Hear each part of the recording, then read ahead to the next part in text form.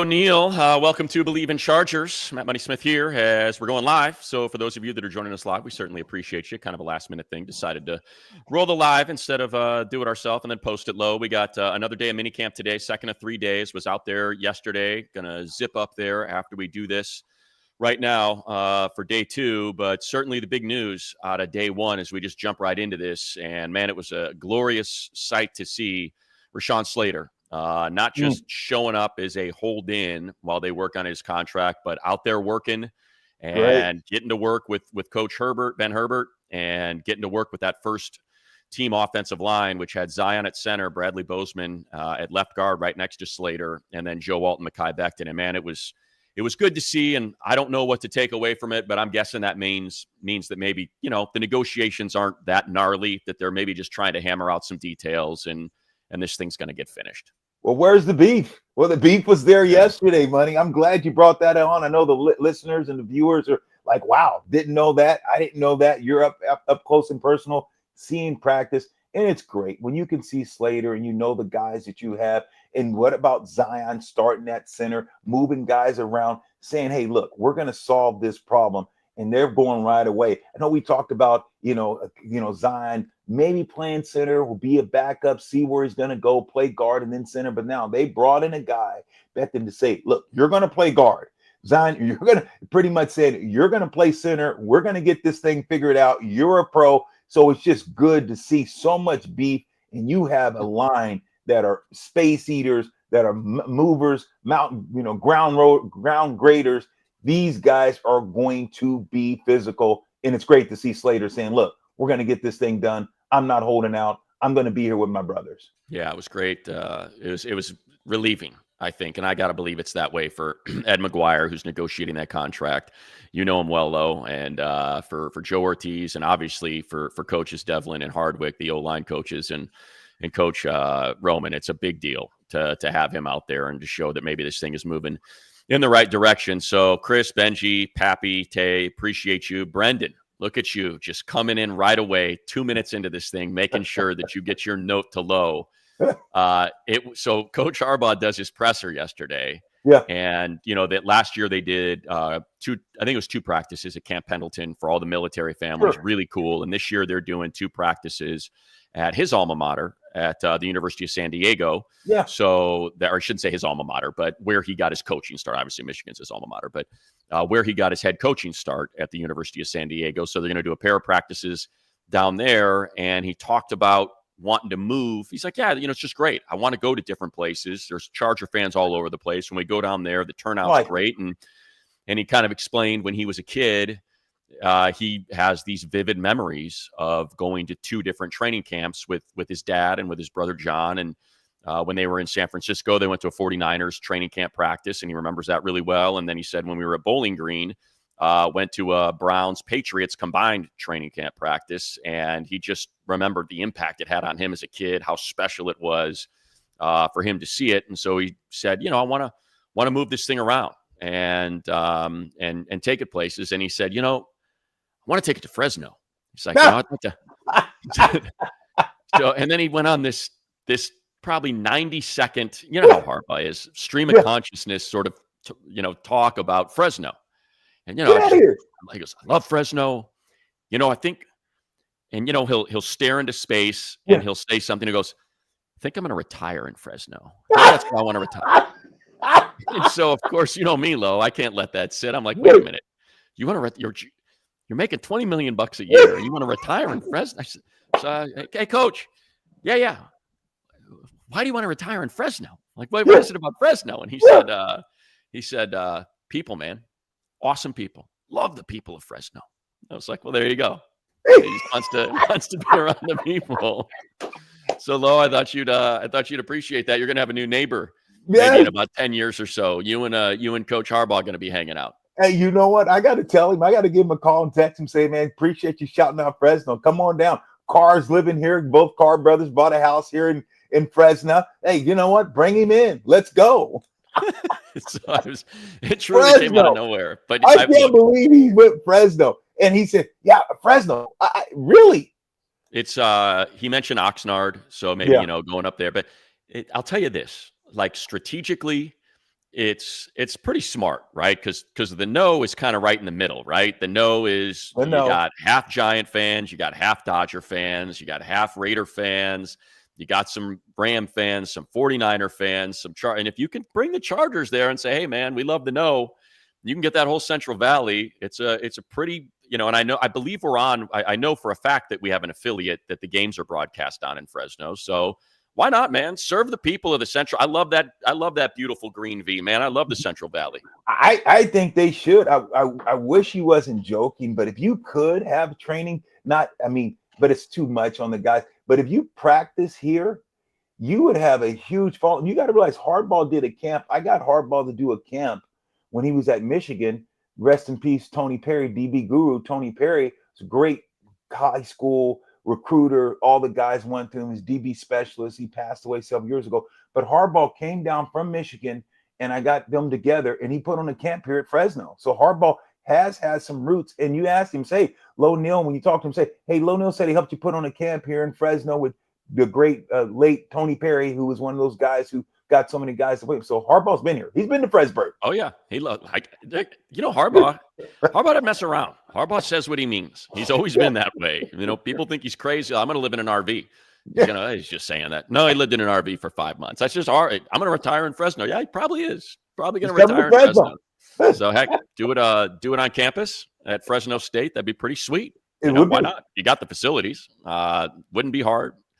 Pack I guess, you got a little regional airport up there. I don't know if you could land a 757 there, but we can land it there. We can make it happen. I'm calling him. I'm shooting him a text today. I'm telling you, I'm shooting Coach Harbaugh a text today. Do it today.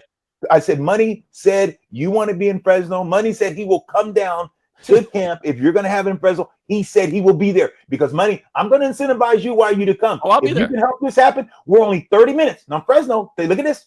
Only 20. It's a 30-minute drive to you to be able to go to the big. What do you like? What is Slater? Kelly Slater for the surf ranch. Slater? I got Money. I got you. So we get the Chargers here. You're at the surf ranch all day, Money. There it is. All day. Next year. Next year, Fresno. This year, San Diego. So it was a hell of a revelation from Coach that Fresno. But I'm sure a lot of it has to do with you. You brought him out there. He loves the people. And let's get it next year. Last year, Camp Pendleton. This year, University of San Diego. Next year, Fresno State. Lo Neal, the Low Man Award, day in and day out. Every day we're there, and we're gonna knock it out, Lo. And one thing about it, just like all the millions of listeners we have on our pod, you and I, the millions of listeners. Harbaugh's one of them. You got to realize he listens to this show. He listens to us, Money. So listen, he's gonna come to Fresno now. I hope he does.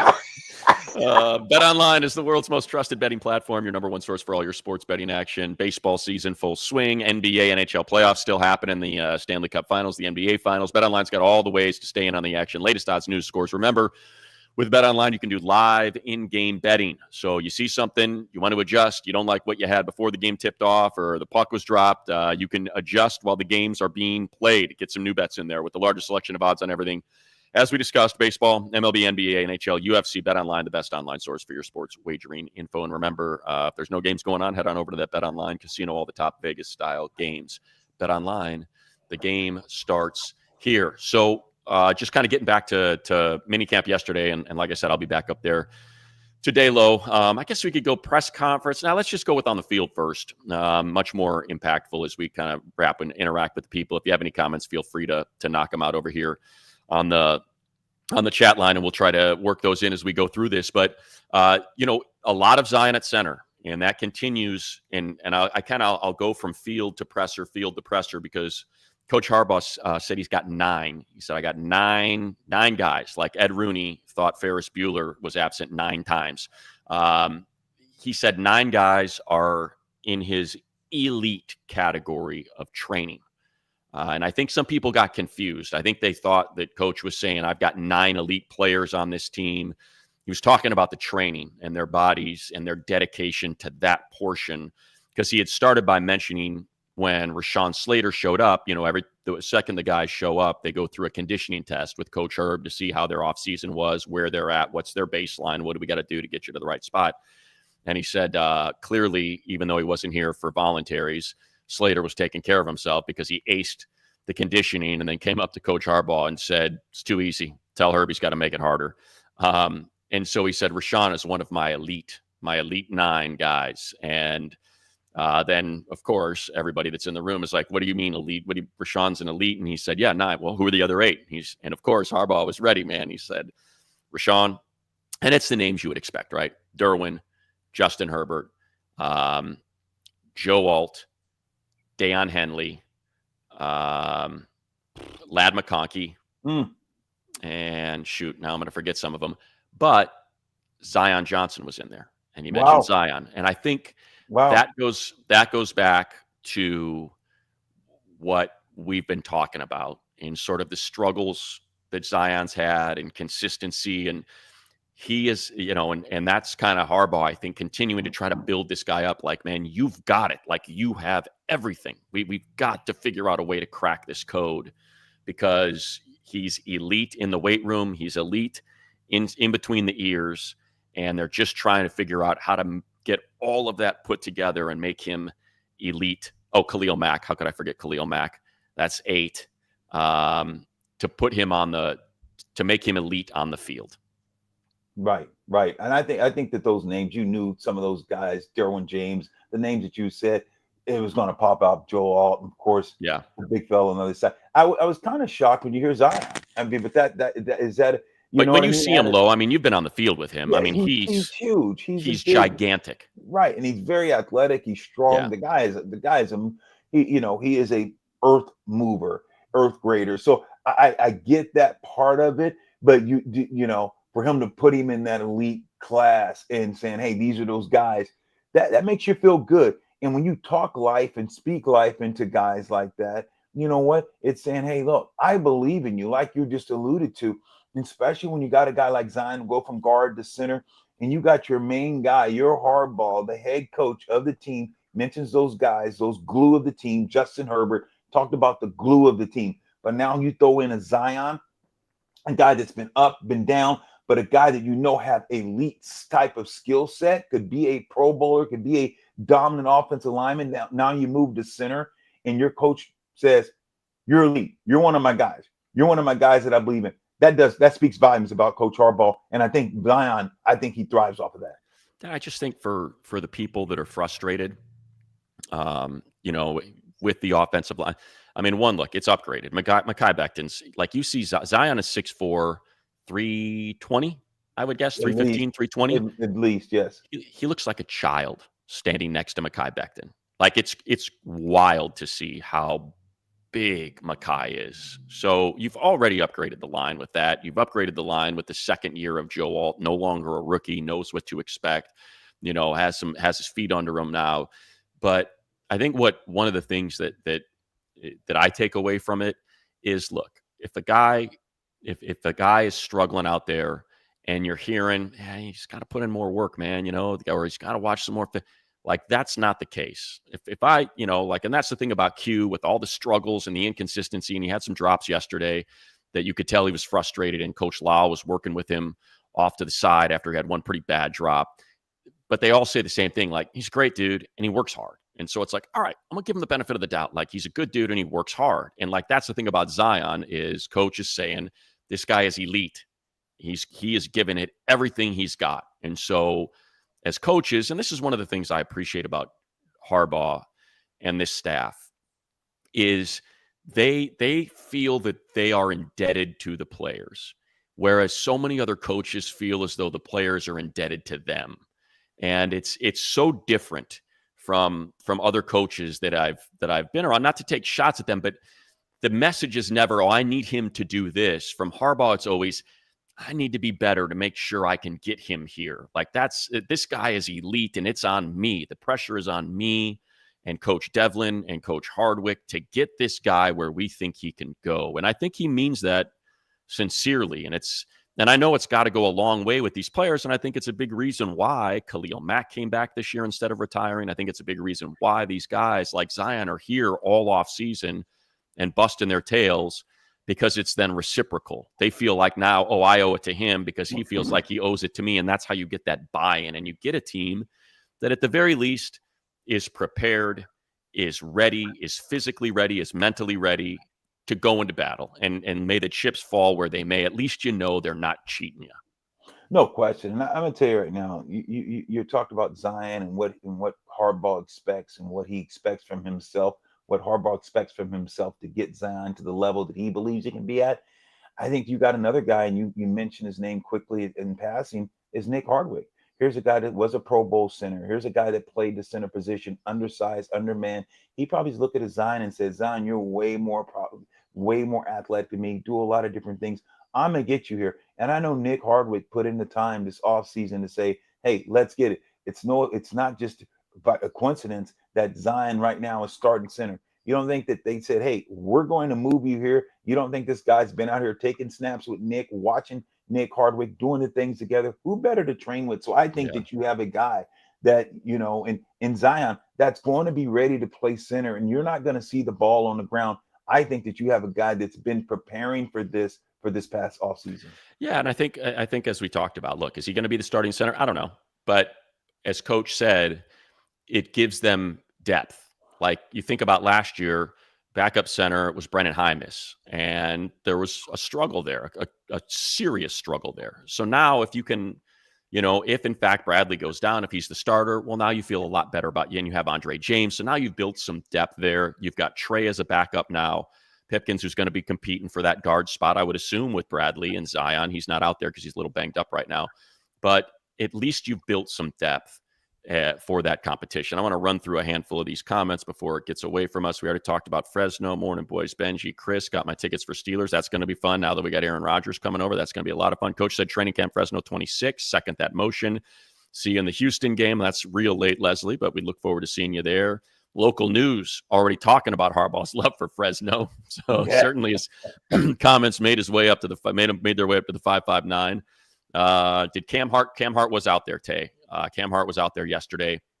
I don't believe, did I see him take any 11 on 11 reps? I don't, damn. I think I did. I feel like I did. I'm sorry. I should have made a note of that, but I do believe he did. If I remember, man, that's a good one. Shoot, my bad. I'm trying to work it through my head. I'm going through all the reps because I remember seeing some Dante Jackson, Trey Harris reps. And was Cam Hart out there? I know he was out there. He was dressed, and he was standing on the sideline. I remember seeing him. So I'm going to say yes. I'm going through Popper's log right now because he and I were standing together. Here we go. Hart back in team drills. So there you go. Yes, he was. I knew I saw him out there. Tom, a bunch of the Fresno stuff there. Pappy, met you and Chris. Want to meet Lo this year. Lo, you going to come down for training camp? Yes, absolutely. Okay. Positively. We'll be there. Morning to you, Philip. Here we go. Curtis Lange. Any word on why Willie Snead was there? Willie was having a tryout.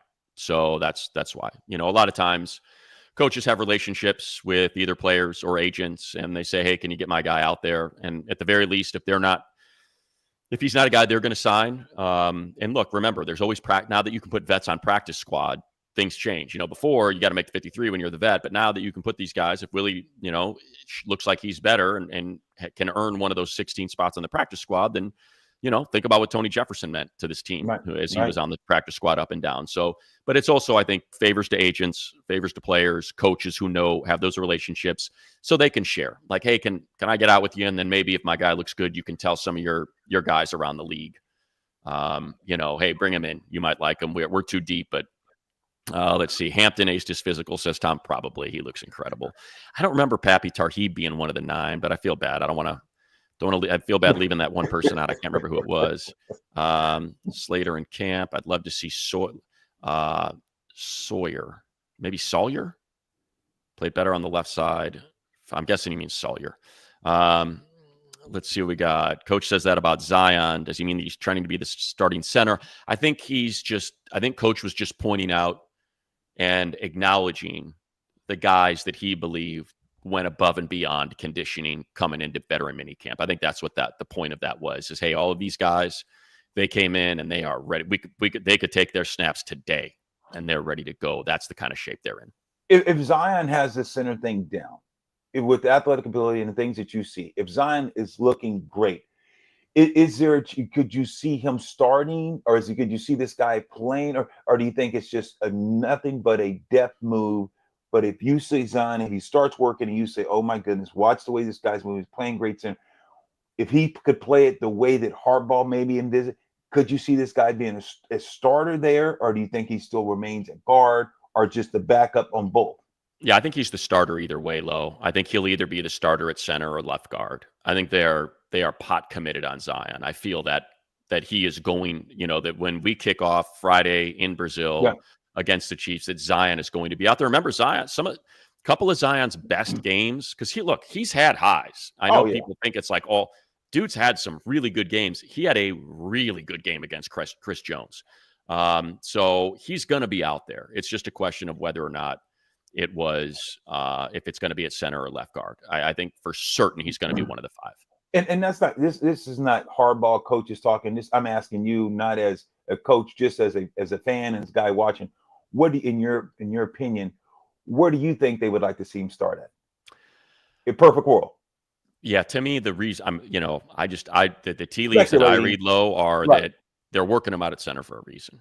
That they're a little concerned about guard. And so, I think if he were a dominant left guard, they're like, we don't want to mess with this. We got a Slater, Zion Johnson combo that we don't want to, you know what I mean? So to me, the fact that they are even doing this exercise suggests that maybe that's his better option, that being a center is the way to maximize. And they're right. When you think about and you can explain this better than I can, Lo, but just the difference between guard and center. Center, you're typically double teaming. You're taking that nose head up. You're climbing quite a bit. And Zion has that athleticism where, kind of that. And that was something that Bradley, even though he was a much, much better run blocker than pass blocker, Bozeman last year.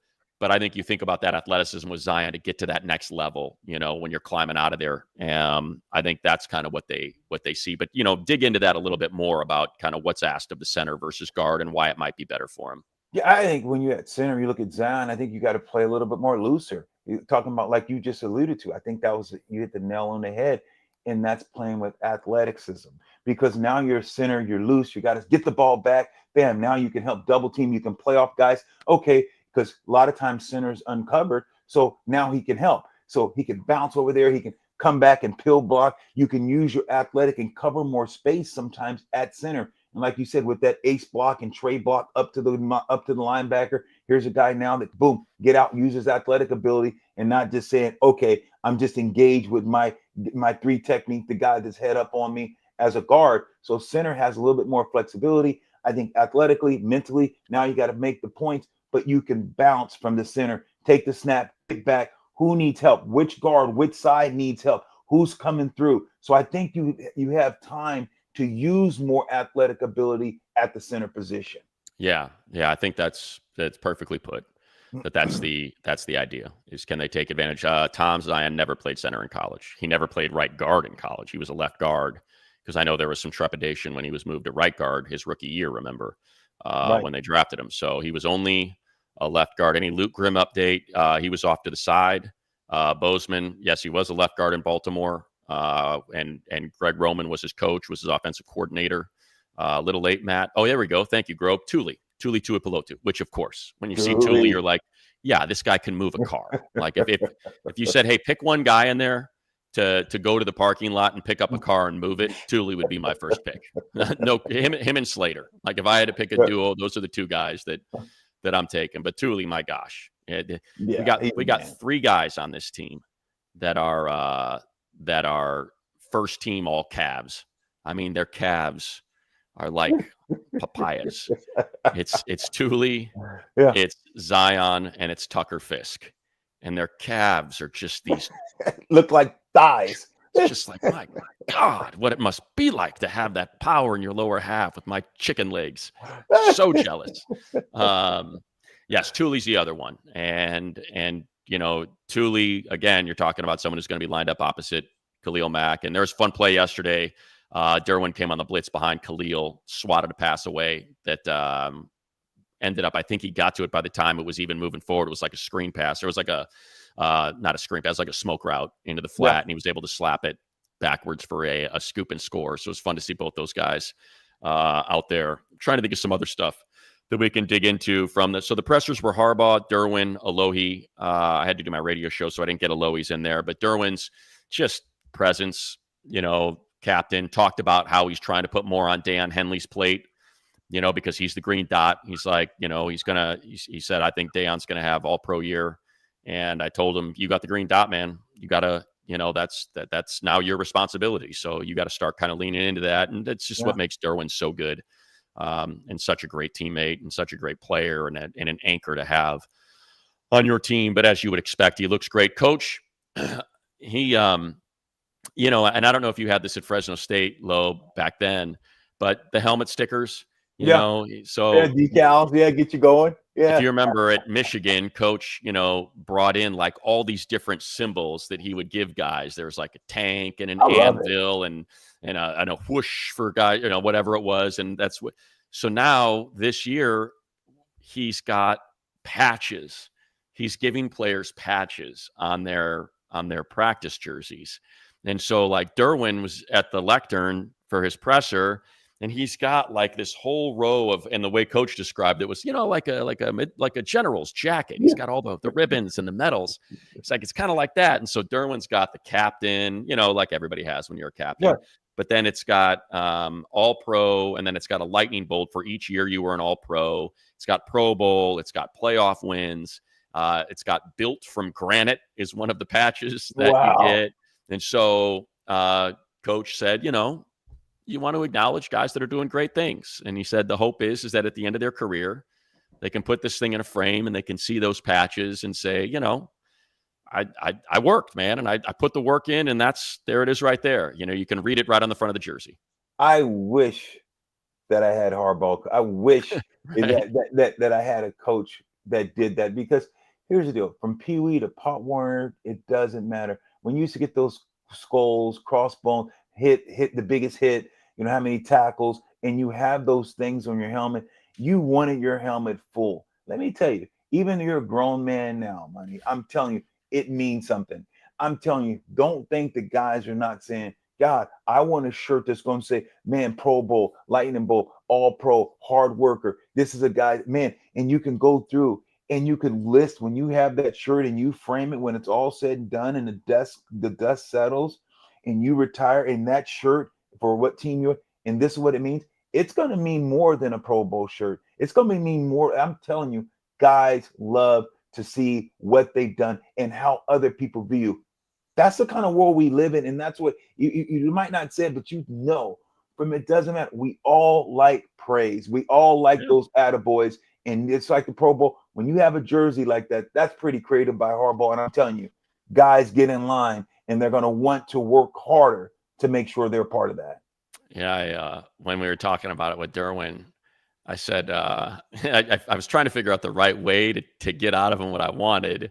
And I said, you got the most? And we got more than you? Yeah. And he's like, I got the most. See, I tell you, man. I was trying to figure out, I'm like, I'll be able to figure out if he's really into this. He's like, Khalil Mack's got a lot. He goes, I got more than Khalil. And it's like, I have never, like I said, I've never been around a coach like this who is so pro player. He is just it's so different. It just is, what can I do to get these guys more geeked up and more jazzed up? And, he made those sweatshirts last year when they had big wins, the primetime wins. Like if you ever notice people, if you watch, like getting on the plane or getting off the plane, a lot of times they're wearing sweatshirts that'll be like Chargers, 45, Broncos 30, 33, the date of the game, the Thursday night football, first ever Thursday night flex. And like, it's on the front of the sweatshirt, and he made those sweatshirts. And these guys today still wear those around more than any other sweatshirt. I always see them wearing the Bengals one,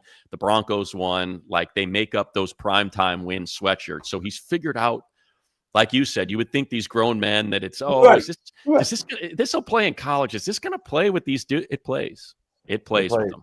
Yeah. It plays. And don't think that Khalil Mack didn't say, oh, he's got more than me. I got to go get him. Derwin and Khalil Mack. And you get that going to brotherly love. You're in the locker room. You're like, okay, guys, man, who got that Mac? Who got that hit? And it's like, it just feeds on. I mean, I told you many stories. We're Friday night, Saturday night. You're getting ready to play on Sundays. you got kickoff team and guys stand up. Hey, back in the day, you're like, man, I got $500 for a big hit, a tackle inside the 20. Those things, guys, man, you get a pool of money going. Guys used to thrive off those little things. It's about, man, I'm going to make a play. How can I incentivize my players, my guys to play harder? Like you're saying, and Harbaugh's doing it on a practice level. Harbaugh's doing it on a game level. Harbaugh's doing it on training camp level. Harbaugh's doing it on an off-season level. When you're talking about OTAs, all the things that he's doing to show guys, I got my 9. They came in. They aced the test. All these different things that he's doing, he's incentivizing guys to play hard and also say, how do I keep this thing and how do I keep guys pushing in that direction? It's awesome. Yeah, and that's how you have 100%, nearly 100% attendance at your voluntaries. You don't have any holdouts, even though Rashawn Slater's going through this contract situation. There's no holdouts, contract situations like we see across the league. You build that, and I think you're able to build Phil Jackson was a master at it, and to some degree to the detriment of the team with the wedge that he drove between coach, player, and the front office. Like, hey, your contract stuff, to hell with them. We got you here, and it's a way for you to kind of build that and separate the money side that can get so ugly, but then still let the player know, hey, as long as you're here with us, we got you, and we're going to do everything we can. And like Coach said, he's like, look, Rashawn's here, he's working out, but he's going through something that's going to be able to take care of him, his family, and generations after him, and we respect that, and we know that's his business, and he's got to get it done. And so you're able to kind of do that and play the good cop, as you should, side of things, right? So it was good to see.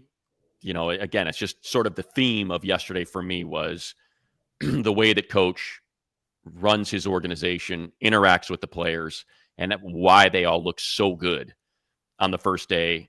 And he constantly praises Coach Herbert about, Herb. Oh, they've been with Herb, nonstop. And that's how you get your guy paid, 7 figures, multiple 7 figures to be a strength and conditioning coach because of, the way that you share how important he is. Let's see. Let's go through some of these. Got that. J.K. Dobbins, signed with the Broncos. 1 year, $5 million.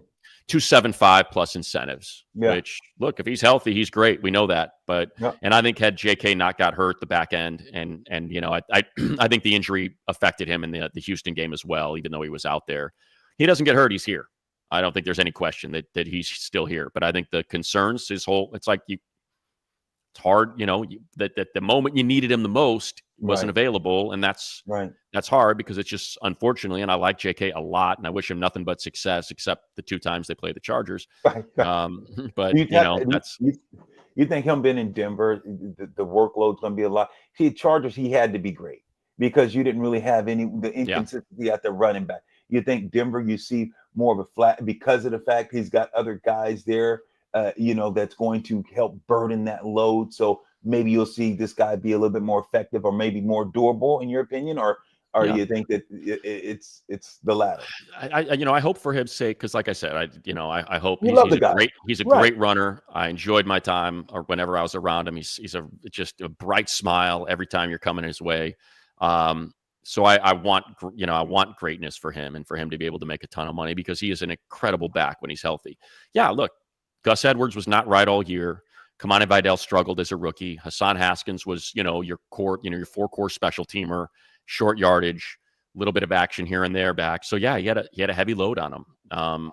So he's got a good offensive line in front of him. He's got an incredibly smart offensive coach in Sean Payton that can dial it up and really scheme it up. And he's got Audric Estime, rookie from last year that they're expecting big things, and RJ Harvey, a rookie from this year that they're expecting big things. So it's a good team, man.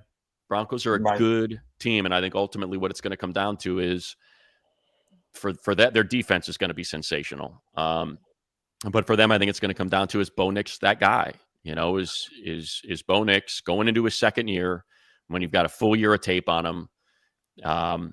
Is he a Brock Purdy? And I know it's totally different because Brock was taken in the 7th round, but I think Bo was drafted as a guy that's like, oh, if you put him in with the right coach and the right system, this is someone that could certainly thrive. And he went to a great coach who runs a great system. And we'll see, and remember, he was having a rough year until that second half of the first game against the Chargers when they just cut him loose and he started running all over the place. And from that day forward, he started running around a lot more and was playing a lot better. Let's go through some of these. Going to have joint practices with the Saints. Yes, that's the word. Going to benefit mostly from minicamp, undrafted or rookies. You got anything on that, Lo? I don't know what the answer to that would be. Who benefits more in the minicamp and the OTA portion? Is it the rookies that were drafted or the undrafted free agents? Does that have any effect? Yeah, I don't really know kind of the question, but I think that you're undrafted, you're going to get some shine, and you'll get some shine, in training camp. You'll get some shine in the games because you usually know who's going to make the team. The guys that are drafted, they're going to have a more opportunity to make the team. So you're undrafted, you really have to stand up and you really have to do something unordinary to do it. And you got to try to do it in games. You didn't have as much opportunities, but I think now you will because you don't play a lot of the veteran guys. So you're going to have to make some plays, and it's tough making the team. I mean, when you remember the great Wes Walker, we had Tim DeWhite. Tim DeWhite's a great kickoff returner, but Wes Walker played great. And it was like, wow, here's a guy when you see Wes Walker that this guy could get it done. And you're like, how are you going to let this guy go on the streets? How are you going to try to put this guy on practice squad? It's no way. But sometimes it's just the musical chairs that you can't do what you want to do. And unfortunately, this is a move that the Chargers had to make. And Wes Walker, what the kind of player he went on to be. Yeah. So it's tough. Yeah, it's and look, those guys raise their hands every year. Every year you got an undrafted free agent that ends up finding his way onto the roster. And so this is a big part of that because you're going to get some more reps as they don't want to overwork the vets too much. I got to cut out of here in like 3 minutes just because I got to get up to the bolt. But I do want to get through a lot of these real quick. So because the people are nice enough to come in. Let's see if we can get through a few of these. Somebody excited about all the beef on the right side, no doubt. Becton, all Disley, Fisk, Matlock, Hampton or Najee run. Hampton looks so good, man. He's just, oh my gosh, he's so explosive. He is so nothing against the other running backs, but when you're taking rep after rep and then all of a sudden they switch out the back and it's like, whoa, what was that? It's different level, man. It's truly different level. Lo, how big of an impact do you think having an athletic, versatile guy like Matlock as the guy to pave the way for Harris Hampton? I think it's huge. I think when you have a guy that's athletic and get through the hole and go get initial contact and move those linebackers out of the way, those guys, if they're even, they're going to get through the hole. If the fullback can do their job, I think Matlock can, you're going to see this running game. You and I both agree is going to absolutely explode this year because you have depth at the running back position and you got guys that can tote it. So I'm excited. I've had a couple questions about Evan Neal. Look, Evan Neal was a top 10 pick. Evan Neal did not pan out for the Giants. You're basing that on draft status. Why not go out and make a trade for Evan Neal to plug him in at left guard? Well, now you're asking a guy to change positions, to move from tackle to guard, a guy that has really, really struggled to the extent that a team would be willing to give up on a top 10 pick before his rookie contract is up for a 7. The Chargers only have 6 picks next year. So, it's like you're asking them to throw away another, and I shouldn't say throw away, but to give up another pick on. And look, Mekhi Becton struggled as a tackle in New York. They let him go. Philly signs him as a guard, and he has an incredible season. So I'm not saying it can't happen. I'm just saying I think in terms of that sort of idea is just all you're doing is trying to take the draft pedigree, and it's the exact same thing as Zion. Zion was the consensus top guard in the draft and is everything you want from a profile at left guard, more so than Evan Neal. He is a prototypical left guard. So you're just doing the same thing with a guy that's not with your coaches. Mike likes tacos. I like tacos too, Mike. So do I, Mike. Love the pod. Money. Is the team planning on saying anything about immigrant families that I don't know? That would be up to the communications department. College approach, high school badge of honor. Yep. All these guys are into it. So, Lorenzo, can you teach the fullbacks out? Yeah, Lorenzo's been on the field coaching it up, right? You'll probably be out there again in training camp. Here I come, baby. Here we come. Here I come. I definitely, the running back coach, they always say, Lodi wouldn't say anything and bring you up at the end of the thing. But it's always great just to go out there to different teams that you played for and acknowledge you, or you talk to different fullbacks. I've had the opportunity last year. When I was there, hey, look, the running back coach that he had doing is like, hey, look, you want to talk to these guys? Hey, go in, say certain things if you feel like it.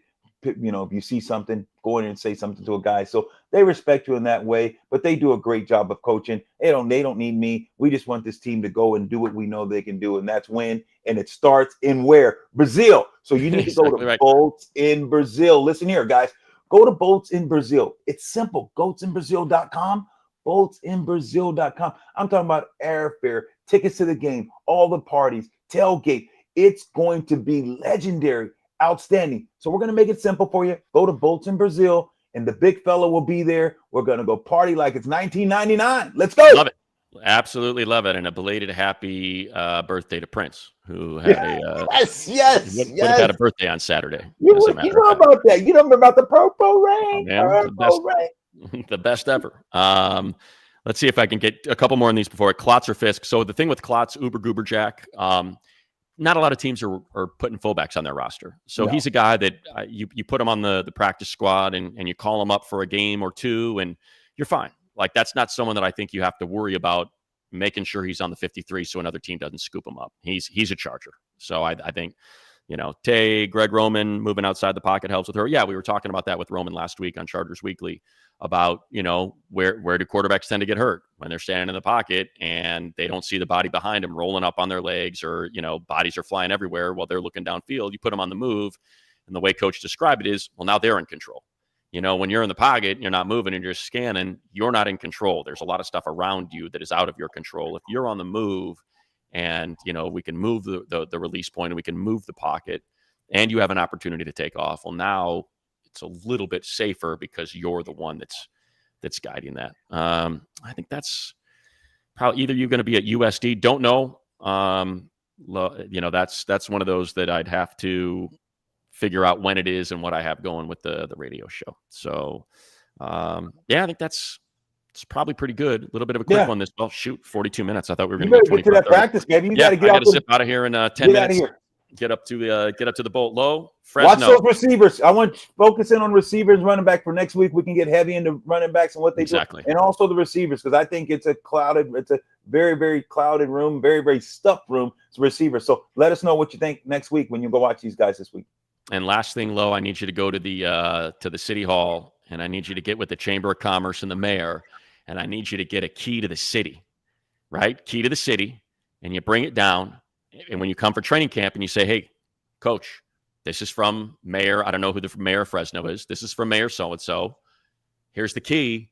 You just got to decide what day you're going to turn it next year. Let's get the date. You know what? When you're going to turn it.